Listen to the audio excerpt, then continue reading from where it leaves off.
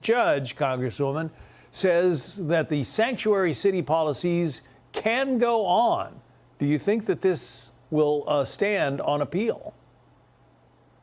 I don't think that it will, but I want to preface that as an activist judge, that is not putting our Constitution or our laws first. And J.B. Pritzker, governor of Illinois, praised this decision. And this is why Democrats are failing. It's why their approval rating is less than 20%, because they cannot keep up with Donald Trump, who is doing the work for the American people, having millions of illegals deported, and doing the right thing by showing that we are a nation of laws and we're going to follow them.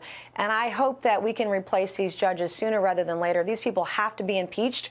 We cannot continue to go on like this. And just last year in South Carolina, I had a sanctuary sheriff in a bright red state when no statewide elected official would speak up against a sanctuary sheriff letting out illegals who are rapists, murderers, and pedophiles. I got her fired because I spoke up, and we have to have Republicans and conservatives do that all across the country. Well, speaking of speaking up, J.B. Pritzker, the governor of Illinois, released this statement about the judge's ruling. He writes, "Illinois ensures law enforcement time and energy is spent fighting crime, not carrying out the Trump administration's unlawful policies or troubling tactics.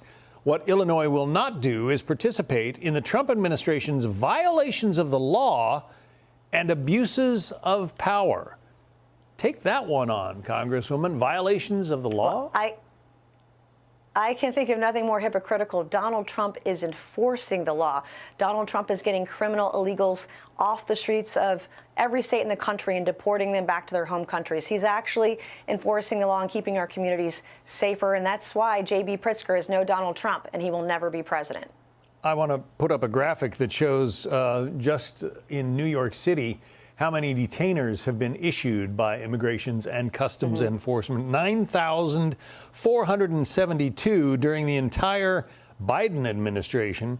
6,025 so far in the Trump administration, which is what, about 5-6 months old. So it is up 400% over the Joe Biden years. Clearly, there's a new sheriff in town. New sheriff in town. I have to tell you, one of my favorite things to watch on YouTube these days are the court hearings where illegals are in court and ICE shows up to drag them out of court and deport them. I can think of nothing more American today than keeping our streets safer by getting those violent criminals out of the United States of America. And we all have Donald J. Trump to thank for it. Take a look at the sanctuary city laws where the Department of Justice is filing suit to try to get those eliminated or curtailed. They exist in Rochester, New York City, Jersey City, Patterson, Hoboken, Newark, Los Angeles, and even in Colorado. The Department of Justice doesn't like the idea that, states and cities are kind of running amok, in their view, with these sanctuary laws. Well, I have a bill that would defund and take tax breaks away from sanctuary cities all across the country.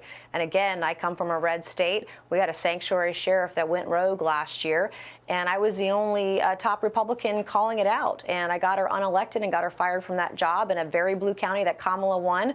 We fired a Democrat sheriff because even in South Carolina, Democrats and Republicans alike, they don't want the sanctuary policies, and that's why Democrats are going to continue to fail at the ballot box, because they're putting illegals over real, true American citizens.